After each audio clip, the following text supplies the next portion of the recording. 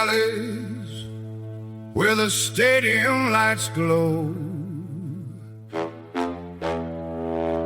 Cobblestone rhythm, the city moves slow. Welcome to another exciting episode of the Sports Shakedown with Mafia Mike. Hi everyone, this is Mafia Mike. Welcome you to the Sports Shakedown. Today we're going to talk about all sports all the time. There we are. We're going to start it off with Coastal Carolina men's soccer team. Since we're here in South Carolina, since I played soccer for 25 years, I think I have some knowledge on this game. I think you do too. Yeah. I figure we can get into the subject, open our podcast today. We have a new coaching staff, starting with head coach Adam Perrin, who took the place of Chris Fiedler, the coach last year. And Coastal let him go at the end of the season after a dismal 3-9-2 record, barely qualifying for the Sun Belt tournament. Wow. Ouch. Yeah, that's not going to keep your job when you got a record like that. I don't think so. No. But Adam Perrin coached the Virginia Cavaliers for the last 4 years, taking them to 2 NCAA tournaments in his reign as coach over there. He's going to have a tough time this year because he has all new recruits coming in with only 4 returning players from last year. Any of those players outstanding stars or anything? From we have one of the defenders, the center fullback. He's pretty good. He's come back. Couple of the others were subs from last year, but they're back. One of the backup goalkeepers is there. Okay. He's really good though. He's from England. Okay. So he's played in the English league. So he knows the game very well. I call him our assassinator back there. There was actually a scrimmage fight in the game. The last game I went to go see, with about 5 minutes left, involving him in it. Of course, when it gets physical, you fall in love with him. Yeah. Well, hey, it tells me he's out there giving his all. There you go. Yeah, it took, with 5 minutes left, it took 10 minutes for the referees to stop it and break it up and figure out who did what and who's getting what cards, yellow cards, red cards. So that was pretty wild. What do you think of the speed of this new crop of Chanticleers that's out there? Well, the way I look at it is he's brought in players from all over, and players that were going to be recruited. Right. Some of them were already recruits coming in. He brought some of his own players in. Okay. From transfers. From Virginia? I think one of the goalkeepers was from Virginia. Okay. And he's pretty good. Needs a little seasoning, but the guys went to 2 NCAA tournaments, so he's got to know what he's doing. Right.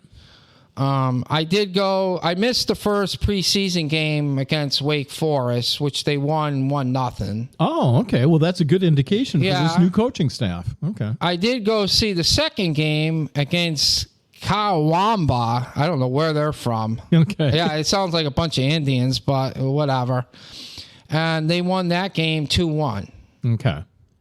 Not bad outing for first game that I saw in preseason. I went to saw the last preseason game at Coastal against USC Upstate, which is a team here in South Carolina. Yeah.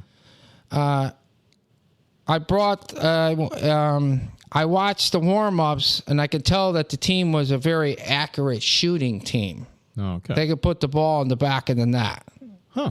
Okay. So I had brought that to Coach Perrin's attention before the game started. Mm-hmm. First half looked good for Coastal, building a 2-0 lead at halftime. Okay. And then the second half, I had mentioned to Coach Perrin about why he's only using the left side of the field to inbound goal kicks. and that his players on the right side were wide open with nobody marking him, and why he was using only his fullbacks to advance the ball upfield with no help from his midfielders. Did he have an answer for that, or he didn't at the time? He said he would address it with the team at halftime in the locker room. Okay. I also mentioned that the other coach is probably going to use a trap to trap his fullbacks in the corner to try to get turnovers in the second half. Yeah, and you picked that right. Yeah, I picked that up right away, and he was on target with that. He did. That was the one thing, he saw, and they did. The second half, they started trapping. They were losing the ball. Right. And that's what happened. He came down, it was tough for him. And I brought that, I mentioned that to him. I also mentioned you got the fullbacks in there. Mm-hmm. When we play, it tells me either your midfielders are weak. Right. And aren't good ball controllers. Right. You got to have your best ball control guys got to be your midfielders. Absolutely. Yeah. Because they're the link between the offense and the defense. Correct. Yeah. And it tells me they must be weak because he doesn't have confidence in them to receive the ball and work the ball upfield from that point. Yeah. Everything's going from the fullbacks. And you got to understand the other team's going to use that sideline as a third defender. Right. Because the guy's running out of space where he can go with the ball. Yeah, if you've got good handlers at midfield going left and right, that kind of makes that third defender, that sideline, be a little weaker if you've got more lateral movement downfield. Yeah, and that was the case. I used to tell my defenders, when you have a guy coming in on you, always force him to the outside, to the sideline. Never let him gain possession of the middle of the field, because that opens up the goal where he can see what he can score on, your goalkeeper. Yeah. If he's off to the side, you're using that line as an extra defender. He's running out of space, the forward that's trying to bust a move on you. Yeah. And also, the angle of the goal becomes a lot sharper. Yeah. The chance of him scoring is very slim. Right. Yeah. So what do you think? What do you think of the promise for the Chanticleers for this season? Very optimal. Like, are they going to be competitive? Maybe even enough to compete for the crown for the Sun Belt? It's hard to tell. Okay. I saw 2 games so far. Okay. There's ups and downs. He's got to work on. When Chris Fiddler had the team last year, it was the same problem, and I explained that to him. I said, you guys are constantly playing old English soccer ball from England, taking the ball from your fullback to goalkeepers are rolling. Goalkeepers aren't kicking the ball upfield. They're not trying to gain possession of the midfield and control the midfield and control the ball from there. Yeah. They're just trying to push it to their fullbacks and try to advance it forward. But I had told them, your guys are too far apart. When the temperature is 95, 100 degrees out, you don't want your guys 15 feet apart passing the ball, because the other team's just going to cut through and steal the ball. Plus, it's more wear and tear on your players. I told them you got to keep 5 feet apart from each other in a triangle rotation. Pass, give, and go. So if I pass to my teammate, I move to the open spot, lose the guy that's marking me. And that way, I give the guy who has the ball either a chance to pass back to me or to another one of my teammates that's also moving to the open space. And it's hard to defend when you're only 5 feet apart, because you're so close, you're going to have more chance of controlling the ball. Yeah. And be able to move the ball and upfield without being intercepted.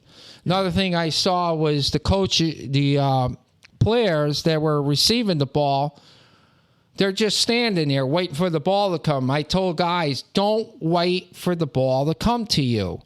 Go to the pass. Because if you go to the pass, that's a less chance that a defender is going to come through to steal the pass that you're receiving. Yeah. Plus, you're going to use your body to box them out to take control of the ball. Ah, okay. So the second half was a whole different story in this game. They surrendered 2 goals in the first 15 minutes against USC State. Yeah. That tied the game that they were dominating.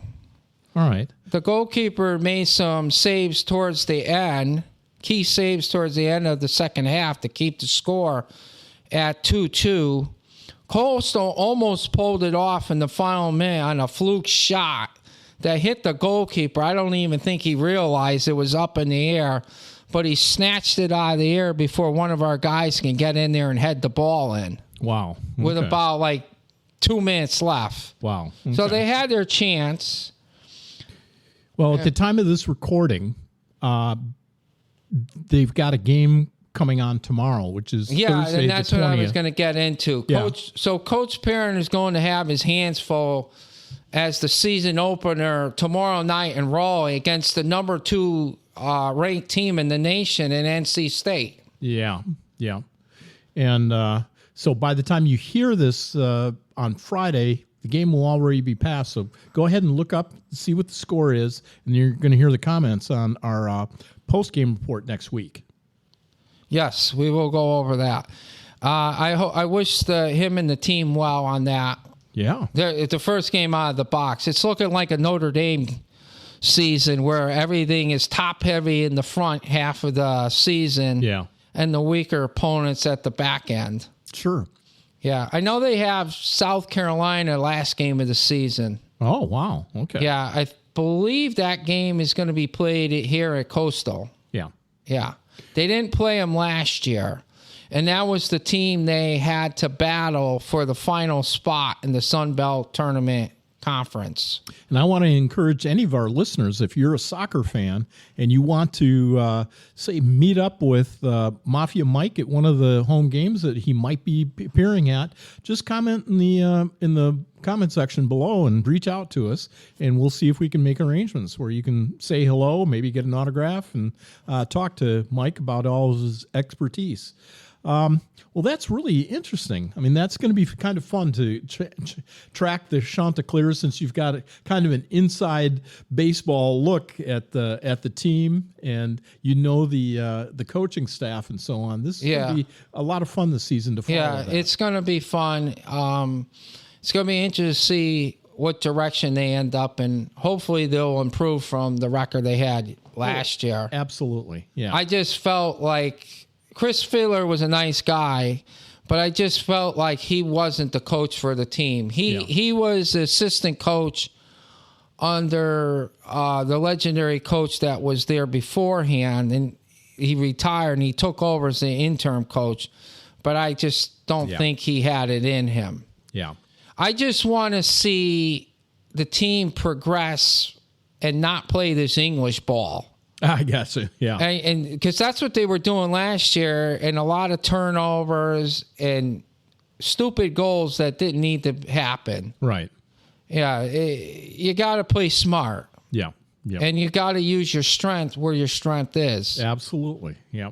Right now, their strength probably is their backfield, their fullback and their goalkeeper. Mm-hmm. Okay. So, forwards we have one of the returning forwards is back, and then a lot of new guys. But we'll see where it turns.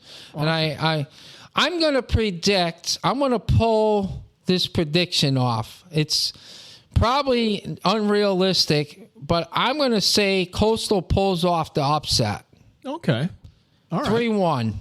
3-1. Okay. That's going to be great to find out, folks. We will find that out next week. And when you're listening to this, just go on the interwebs and see how close we were. And when you find out, come back, give us a comment, or just go to libertycrackmedia.com and reach out to us, and we'll be able to get into Mike's ear either teasing him or praising him for what his prediction was. Yeah, it's either a pat on the back or a pie in the face.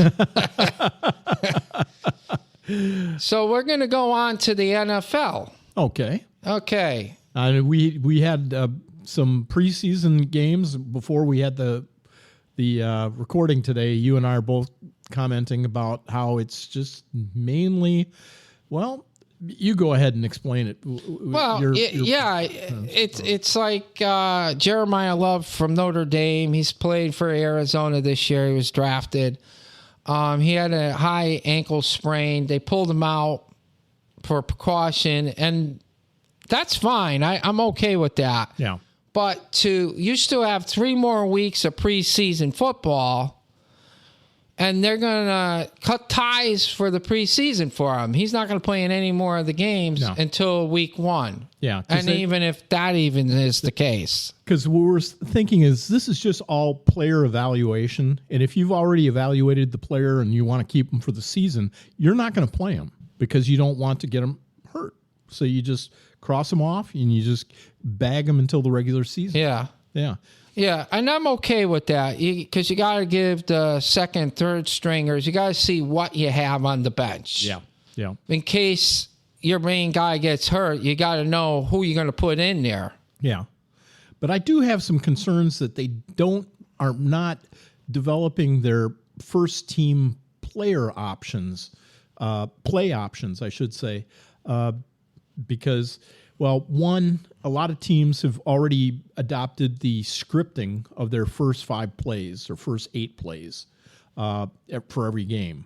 And they don't want the opposing teams to catch on to their script before the regular season. I get that. But there are a few things that they really should be working on, I think, early in the season on their play development. I think player development is one thing, but play development is the other. And I'm just always reticent on how well the NFL organizations do play development in the preseason. I think when there's going to be a franchise that locks onto balancing play development with player development in these preseason games to really leverage them and not be so gun shy and afraid of injuries, those are going to be the more successful teams in the future. Yeah, I mean the Heat, this year's Heat out there has been ridiculous. So I know the guys are going through hell with the Heat. Yeah, playing in practice and preseason here in August. I mean, the end of July, beginning of August, and into the 4 weeks of preseason, 3-4 weeks of preseason football games. So I understand. Usually, the first week, the preseason, you'll get your starters to play one series. Yeah. On the offense and the defense, just to keep them fresh. Yeah. See how they're doing. See if any of them need to lose some weight because they've been chomping down and eating too much on the off season. Sure. And then as the weeks go along, by the 3rd, 4th week, I expect at least the 3rd week, I expect the starters to start playing like maybe the first half. Yeah. Yeah. And then the backups come in the second half and mop it up. Yeah. Yeah, that's reasonable. And the 4th week, probably going to sit the starters because they don't want anybody hurt a week before they're going to start playing. Right. And I'm okay. I understand that. Yeah.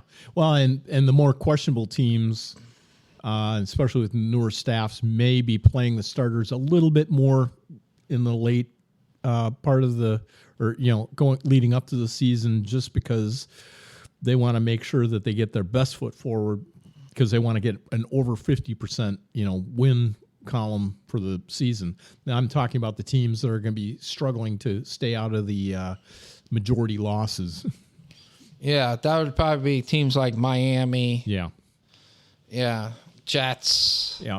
I would think that they would probably run their starters and starting teams a lot just before the season starts.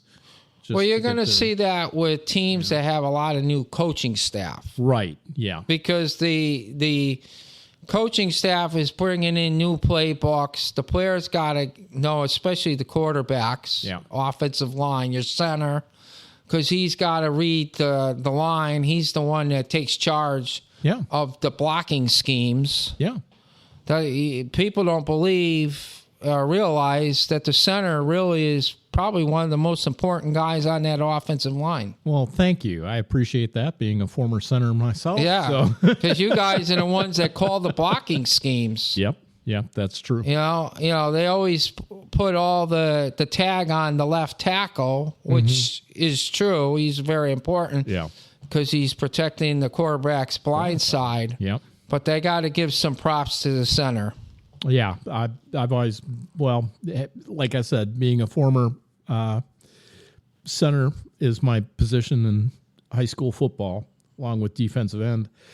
You're precisely right. I would have to know the playbook as well, if not better than the quarterback, because of going up on the line. You have to see what type of defensive alignment they have, if they're going to have closed-in tackles or if they're going to have wide-out tackles and narrowed in their linebackers, and figure out where you want to have the thrust of the first impact of blocking in the blocking scheme to come on. See if they're blitzing or if they're calling off their blitzes. Right. See where the pressure's coming from. Yeah. And redirect your linemen. Yeah. Oh, yeah. Yeah. Gotcha. So the Giants have just released Juju Smith-Schuster. Yeah, that was shocking. And they replaced him with newly signed running back Najee Harris, who played for Pittsburgh. Yeah, and which... And I'm not saying Najee Harris is not a good running back. He was terrific with Pittsburgh. I don't know why, if it was just the money or what, but I thought Najee Harris held his own in Pittsburgh. Yeah. And it's not like they had great set of running backs there. But my question is, was there something that happened to Juju in the offseason or at the end of last season that made him less attractive to hold on to? Well, I'm from my understanding is there is a salary cap thing. It could be that and that the Giants wide receiving core is deep. Yeah. Because you got to look at who they got. They got Malik Neighbors. They got Darian Slater's going to be the starters. Now, Malik Neighbors, I just heard, is come back to practice, but he's not 100%. Right. And he hasn't been 100% since he started with them. Right. He's not durable as a wide receiver, and I'm kind of afraid he could be a bust. Yeah. And that leaves you with Darnell Mooney, Calvin Austin, Odell Beckham as your other three receivers in behind the starters. And Odell's good, but he did have some key drops. I think he's just rusty because he hasn't played in a while. And it does look like it might be salary cap considerations too, because Juju was on the high end of that entire squad, and you've got high talent but lower, I guess you'd say lower salaries consideration for that high talent that's in there. So that might free up a little bit more in their cap to spread the love. Then I look at the running backs they have: Cam Scatterable, Tyrone Tracy, and Devin Singletary. Yeah, and three good quality running backs. None of them are hurting. They're all back, healthy. Yeah. And like I said, and Singletary is definitely underrated. He can be a beast. Yeah, he played for Chicago. Yeah. And he's the third string. I know. So why do we need to bring in Najee Harris for a fourth running back? I don't know. Well, I would think you want more receivers just because Malik is a question mark. Right. We really, truly don't know, from a health standpoint, how he's going to hold up. Right. If he goes down, that forces, I would bring in, I think Juju Smith would be a good fill-in. Right. With Odell Beckham as a third wideout and then you also have Darnell Mooney, who was with Atlanta. Yeah. Now, And he was good. did they do some moves to bolster their safety position in the defense, because they got burned last year in the secondary, Yeah, especially in the middle of the season. yeah. The long ball was killing them. The long ball. Well, that's the whole thing with the Giants. Yeah, their secondary was banged up last year. Yeah, and I think the safety position was really decimated. Yeah. And I think even the cornerback was. Yeah, I think you're right. I think the cornerback positions also got banged up pretty well. Yeah, definitely on that. But on the offensive side, Jackson Dart looked fantastic. Yeah. And they got Fields from Notre Dame, the tall wide receiver. Yeah. Yeah. And he killed it. Yeah. He was one of the leading receivers in last preseason game. Yep. Him and Likely, Yeah. the tight end from Baltimore, from Coastal. Yeah. Yeah, and I'm telling you, he's going to be, if you're having your fantasy football, he's the guy. He is definitely the guy to have. I did take my lumps this week because people were really peppering me about how badly my Packers looked against the Steelers, making the Steelers look like they were superstars. And I just smiled because there was, again, you and I talked about this, is player evaluation. And Green Bay just does not play their first team. They had all the, and I'm not talking that they're dregs or anything, but they had just the evaluation team out there early. It was crazy, but I kind of liked what I saw. They got a lot of injuries. You got Josh Jacobs, your starting running back, is in question. Yeah, and that's from last year. Yeah. Yeah. The end of last year, you had that. Darian Kennard, another question mark. Safeties hurt. Defensive end. You got a list here. Oh, yeah. Yeah. It's deep. It's deep. Oh, my God. I'm ready to... I don't know if I want to start the injury or the starters. Who do I have more of? I mean, really, it's getting ridiculous over here, what I'm seeing here.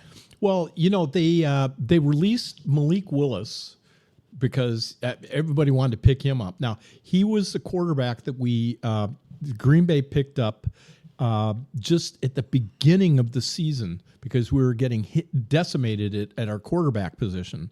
And we picked up Malik, who was not being used at all, from the Tennessee Titans. And he was a nobody. And he ended up having a winning record with Green Bay. Filling in when Love went down. When Love went down. And he did a brilliant job.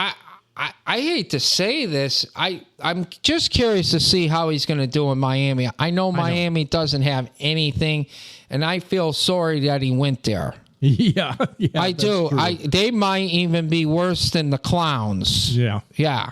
But it's going to be interesting. I mean, I think it's great that he's getting the opportunity to get in the head seat or to compete for the head seat. But holy cow, you're right. I don't understand. I really don't understand Miami ignoring some of their greatest gaps in their team as far as filling it with talent. I mean, it just, I don't know. Maybe they see something that I don't see, but it just seems to me like they're going to have the same problems exacerbated this season as they did last season.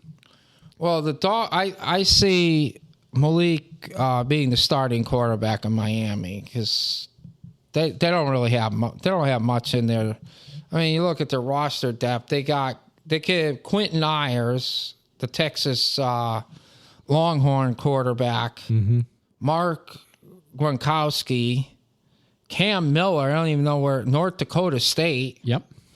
Yeah, they don't have anybody other than Quinn Ayers, who's got 2 years experience. Malik Willis got him beat with 5. And Malik came from of all universities, Liberty, Yeah. the Sun Belt Conference. Yeah. How you like that, right? It was, yeah. Yeah. And but I feel sorry because all their wide receivers either left or they got traded. Yeah. All their top wide receivers they had. Well, they did When Tua was in there. Oh yeah, they did a whole revamp. Well, what I call cap dump. You know, they got rid of everybody that had a high salary. Yeah, and, I mean, just dump them right away. But what I didn't understand is I would do that as a strategy if I was a general manager. But I didn't understand why they didn't start filling those. I wouldn't care. I wouldn't be looking at my backfields, my backfield right away. I would look at both my offensive and defensive line first, making sure that those are the bedrocks that I have filled. Well, that's how do you think New England Patriots became Super Bowl champions? Because that's how they started. Exactly. They started with the offense and defensive line, just like you said, fundamental. You have to start with the base. Yep. It's the foundation. Yep. It's like building the house. Yeah. If the foundation is strong, the house is going to collapse. Yep. And then, that's the key. Yeah. And then I would work on the rooftops. I would make sure that my defensive depth, being the cornerbacks and safeties, would be built up. And then on offense, I would want my backfield, not my receiving core, my backfield to be built up. Then to fill in the gaps when you're progressing, then I would want to have that the middle linebackers and so on defense to go through, and then look at New England back before they got Brady. Yeah, they had who they have for quarterback over there. I can't think of his name now. Drew Bledsoe. Yeah. And he took them to the Super Bowl a few years before Brady came into the play there. Mm-hmm. But you look at it, and they knew Bledsoe wasn't the guy. They thought he was, but he wasn't. Yeah. But you saw the progression was they got a great offensive line. They did the defensive line, good running backs. Mm-hmm. Then they, like you said, instilled your safeties and corners. Yeah. And everything came, and the quarterback was the last position they filled. Yep. That was ready-made for a quarterback to come in and be successful. Right. Because just what you said. Yeah. And then you see the teams that don't follow that philosophy, i.e., the New York Jets, that always lean on. Oh, we got to get a quarterback. We have to have a star linebacker. We have to have a star outside receiver. And then they're so weak at all their other key foundational. They think they're going to pull off a Super Bowl like they got Joe Namath. Exactly. Because Joe Namath was a name in New York. Yeah. He was like, I mean, the man walked around with freaking fur coats. Yeah. I mean, think about that. But and you're right. But what they ignored was the offensive line that Namath had were a bunch of. I mean, these guys were studs. They were bulls that he had in there, and some of them were picked up from the old Baltimore Colts and from the. I want to say the Texans that they had in trades just before Namath went behind center for them. Right. And so they had some beef that came in there, which was something that was lacking in their division when they were coming in the AFL. Well, they beat. You got to give him props. He did beat a legendary quarterback in Johnny U. Oh, absolutely. Yeah, and you don't go in and play a Baltimore back then. And he predicted it. Yeah, that's the other thing that was wild. Yeah. He had his own crystal ball on the table there. Oh, yeah, we're going to win by this score. Yeah, I saw the game with Pittsburgh and Green Bay. I saw that game. Yeah. Drew Aller looked the part. the Penn State quarterback they drafted. Yeah. For them, and he was fantastic. Yeah. Yeah. I always thought he was a decent quarterback. I have to say, what was amazing to me is that you had, for me, the Steelers and the Packers are the best developmental teams in the NFL. They can develop players. They can take average to below average players and make them into superstars in those two franchises. Yeah, definitely. Just historically, you can see that. But it was wild that the Steelers took a Penn State quarterback. Yeah. In state, you know what I mean? Exactly. Yeah, it's wild. I'm surprised they didn't do that with Dan Marino when he was with Pittsburgh back in the day. I think he was kind of disappointed, but yeah. Yeah. And they had the opportunity to pick him up too. Yeah. Green Bay doesn't really have anybody backing up Love like they had last year. Not that they're being satisfied with. I think probably next year.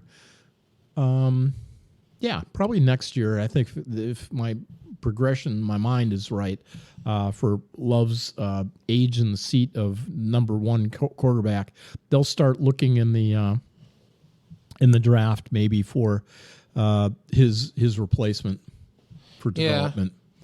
Developing. Yeah. I kind of thought they were going to do that with Malik Willis, yeah? Well, the Malik was great. He came in, but he was already a bit long in the tooth for their development process. They like to right now their formula is to find a fairly top tier quarterback, and sit him down for two seasons, maybe three, behind the lead quarterback. And kind of what happened with Aaron Rodgers. And with Love himself. Right. Yeah. And where they got to, instead of having the pressure of coming out of college and getting behind the line, getting behind center. Yeah. These guys had a chance to get used to the speed of the NFL game, get used to the impact of the NFL game, and then also pick up on all the other little nuances that come with it. And then they can knock all the rust off themselves when they're ready to make their debut. Yeah. Yeah. That's kind of what they're doing with Mendoza over in Las Vegas. Exactly. Because Brady already, they had Mendoza in there a little longer than they wanted to in the preseason, but only because he was doing they're doing double training camp with Houston. Yeah. Because they're going to play Houston this week. Yeah. And the coach left Mendoza in longer because he wanted to see what he can do against the first team defense of Houston, being they have one of the best defenses in the league. I think the Raiders are one of the teams to look at this year.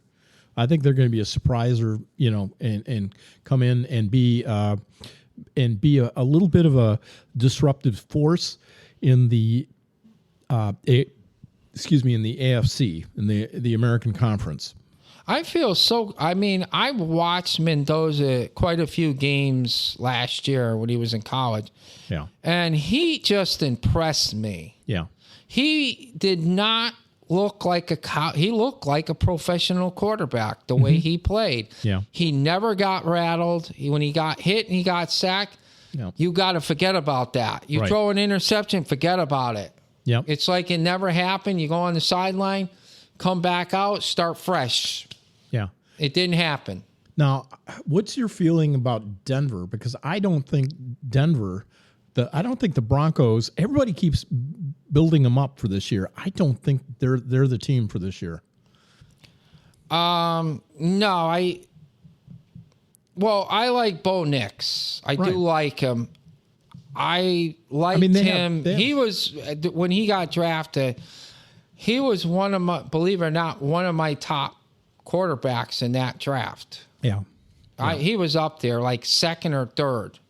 But yeah, and when he had his early season success, everybody kind of overblew what they were going to be doing for the entire season, I think, and added a lot more pressure to him too. Exactly. Well, I look at who's in their division. You got Kansas City. Mm-hmm. Kansas City's bouncing back. Yep. We're not sure 100% where Mahomes is in his recovery. Yeah. But they picked up the running back from Super Bowl champion Seattle. Mm-hmm. Yeah.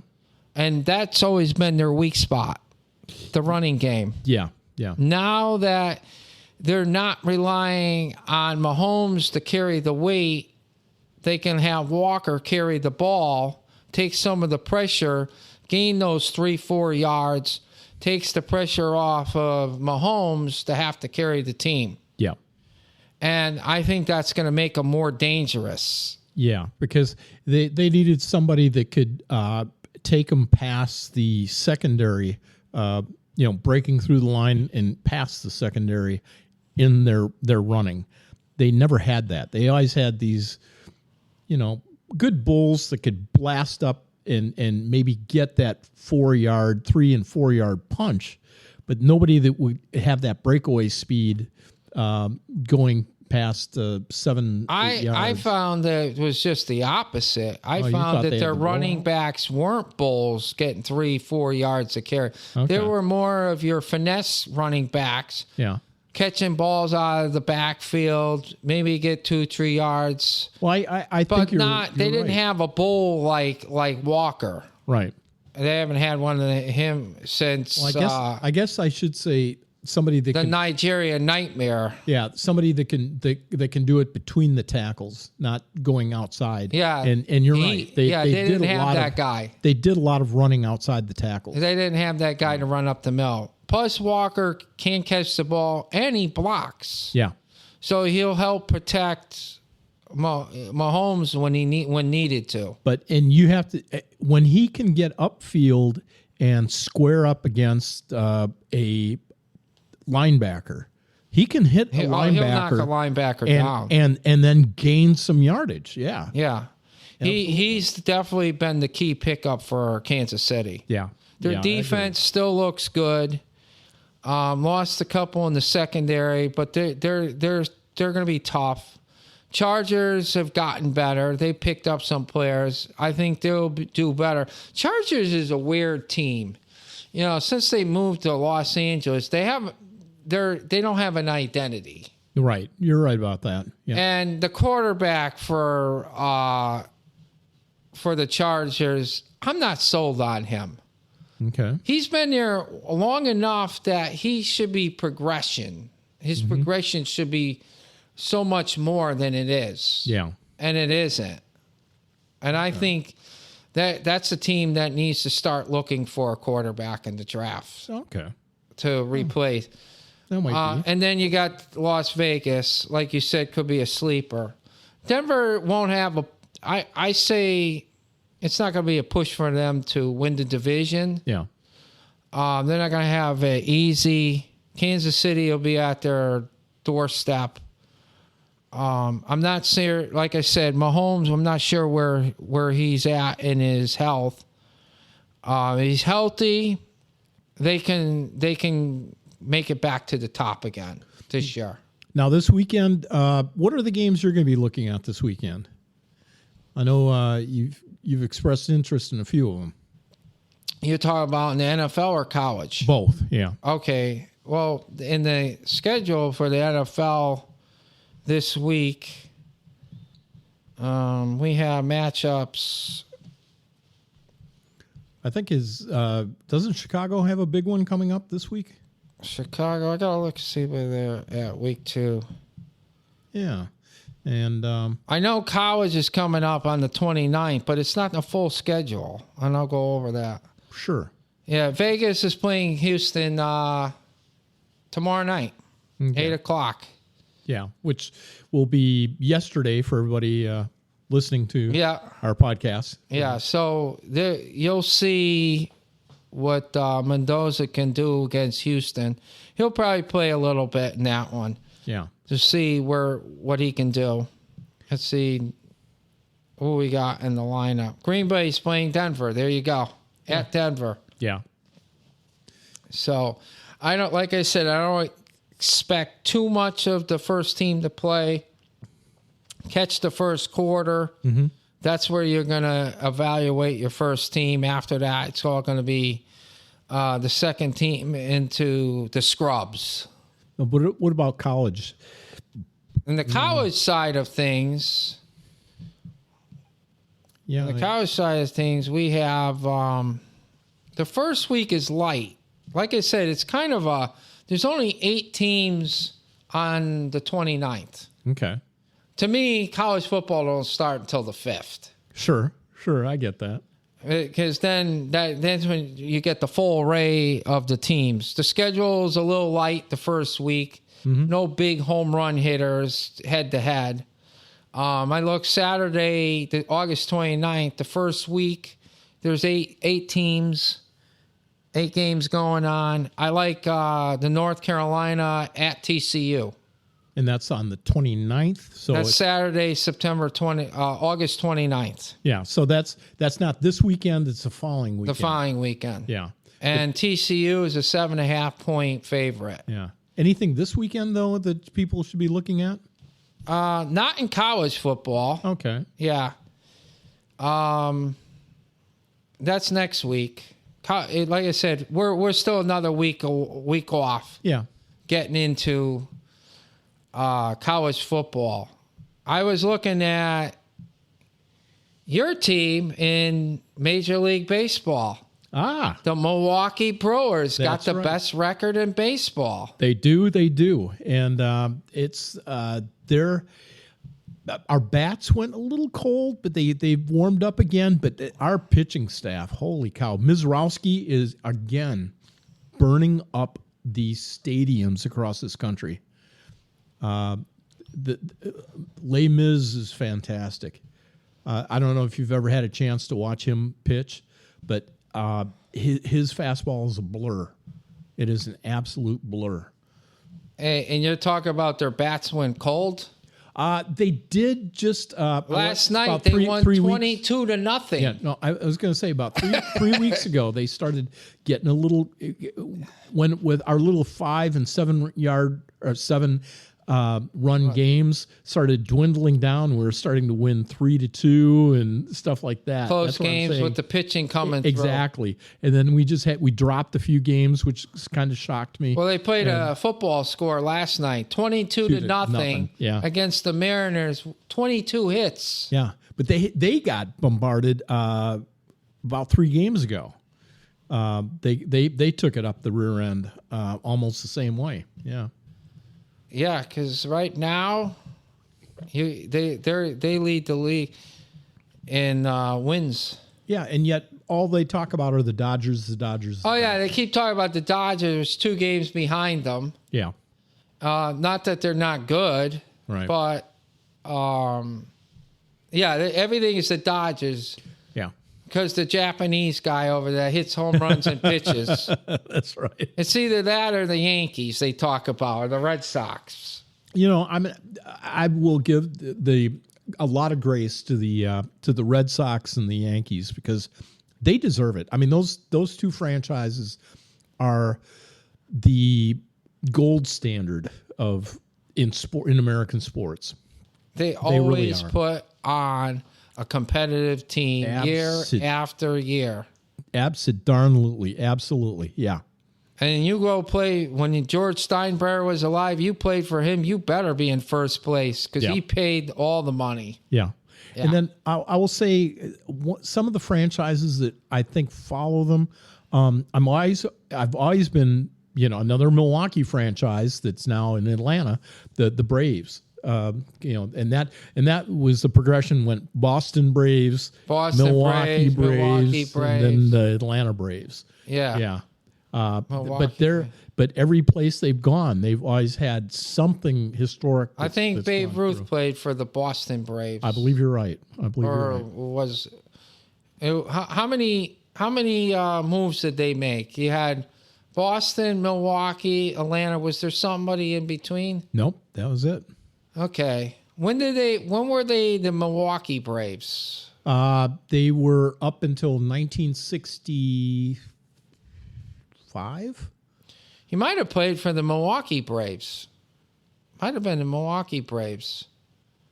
I don't know when when the Braves left Boston.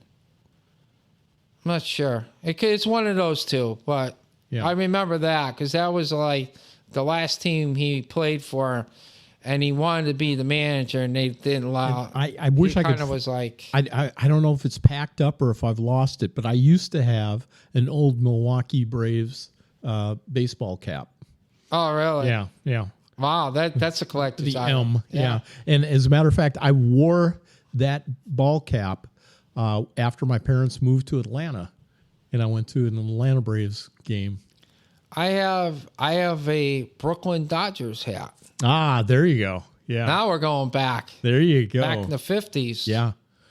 Yep. Yeah. I also have the 79 Pittsburgh Pirates hat. Yeah. We are family. Remember when the Pirates won the Yep. World Series? Yeah. And the Super Bowl that year with the Steelers. And think about They had the flat top hats. Yeah. I have those too. think about some of the teams that have franchises that have traveled around quite a bit, like the Chicago Cardinals Yeah. that became the St. Louis Cardinals, and then became the Arizona Cardinals. Was there anything in between that? I guess not. No. Basketball, we had the Minnesota Lakers. Minnesota Lakers. Yeah, or the Minnesota Land Lakers. That became the L.A. Lakers. Gosh, they're... One team missing out of here. What's that? Remember the Montreal Expos? Oh, that's right. Yeah. They don't exist. Yeah. Not in any form. Yeah. You're right. They just disappeared. I used to have a Montreal Expos. Yeah, they had a hat, too. funky hat. It was Yeah. like all of the look like you need a windmill on one of those. You look at dunce the red, hats. the blue, the white. Yeah, it looked like a dunce hat. Put a little propeller on there. My dad was he got that, he picked up the hat from me when he was just went across the border and for business, and he caught a game, and of course he and I are both francophones. We speak French, but he was saying, and it was so funny to watch people eating pommes frites, which are French fries, and dipping them in mayonnaise, watching the game. Oh, really? Yeah. I was like, I don't This think is how I we could. do it in Yeah. Canada. Yeah, eating French fries with mayonnaise and watching a football game, but crazy. Yeah. But yeah. Yeah, it ain't American unless you have a hot dog. Here in America, it's a hot dog. Up there, it's French fries with mayonnaise. Well, you're a sports guy. Did you ever watch Canadian football and the Grey Cup? Yeah, I watched when Doug Flutie won it. Ah, there you go. There's a name from the past. Oh yeah, and Doug Flutie played for everybody. Yeah, from the Canadian League to the NFL. Yep. Yeah. And growing up in Wisconsin, a lot of people in the Northeast will always catch Canadian football because Canadians do have what they call the import rule. You can only have so many from outside of Canada on your team. And but yeah, a lot of American players got to break their teeth in that league, and a lot of good coaches came out of Canada to coach in the NFL. Yeah, like Bud Grant for the Minnesota Vikings. Yeah. Well, who was he coaching for up there? I believe he was with the Toronto Argonauts before he came. Oh God, Bud Grant's probably the most famous coach Minnesota ever had. Oh yeah. God, they were always in the playoffs, 4 Super Bowls. Yeah. Couldn't win it, but... And a good friend of mine was Wayne Fonts. I got to know him after his NFL career, but he was the quarterback for the Chargers. Well, no, Wayne Fonts was the head coach of the Detroit Lions. Oh, okay. Yeah. Oh, yeah. I got the wrong Fonts. Yeah. Yeah. Fonts. Yeah. Wayne Fonts. And he is a character. Yeah. I absolutely Well, love him. I met Doug Flutie when he was playing with the New England Patriots. Yeah. I met him. He bought a brand new Corvette, Ah. drove it up, pulled it up to the marketplace, and I got to sit down and have lunch with him. Did you have Fruity Flakes? Fruity Flakes, remember the Fruity? Remember he was on the Wheaties box, yeah. And then his own cereal, Fruity Flakes. Yeah, and I remember, and he's only like 5'8". He's like my height. Yeah. And that was, I think. But his arms. I think that was after he came back from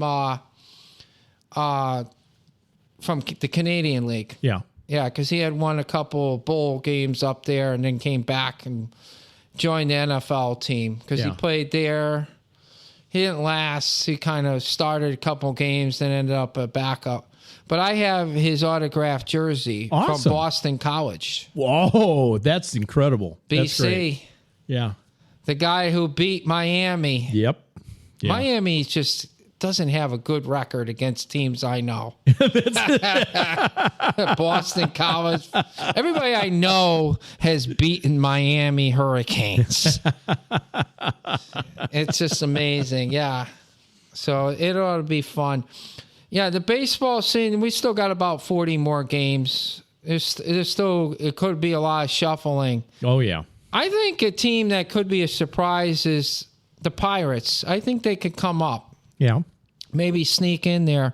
Their runs against differential is pretty high. Yeah. For a team that's in fourth place and maybe 4 to 6 games out of getting in the playoffs. Oh, and that shortstop they have, I think, he's up for a Golden Glove this year, isn't he?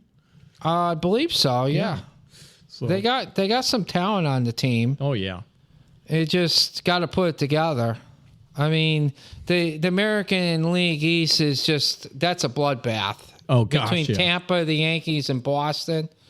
And you can't even count the Blue Jays out. No. Tampa Bay is two teams that beat the shit out of the Yankees is Boston and Tampa. Yeah.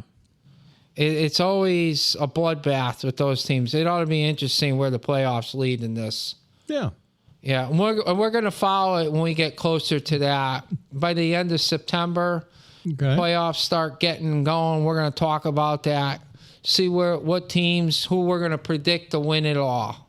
Fantastic. Well, yeah. It's coming toward the end of another excellent episode. This is our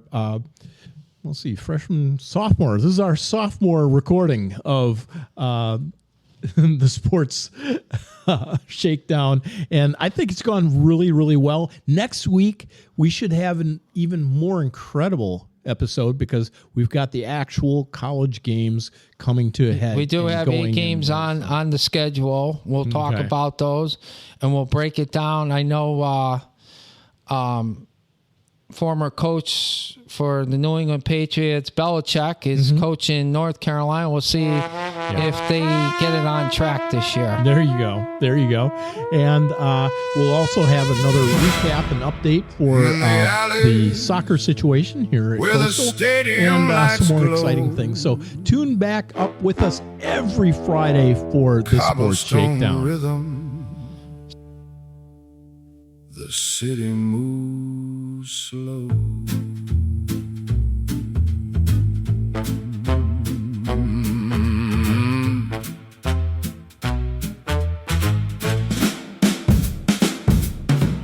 Mafia Mike in a fedora and suit, whispered names on a street of dispute. Ticker tape dreams, black suit, silver chrome, old world Italia with a Hollywood home. Tonight the scoreboard hides a secret or two. The crowd holds its breath for the next big coup. This is the Sports Shakedown. Listen close when we speak. Mafia Mike on the mic, secrets spill every week. The weekly Shakedown, the hit list takes the stage, paying protection in the interrogation room. Turn the page. Mandolin, midnight, and trumpet in gold. Stories like vendettas, fortunes bought and sold. Bet on the underdog, a whisper a name in the cold. of the city, nothing stays the same.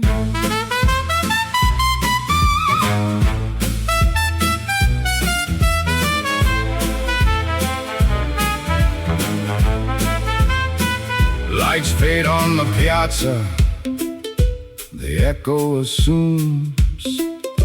Tune in next week for the clink of the spoons. Mafia Mike tips his hat, the capos all swoon. The sports shakedown signs off under the moon.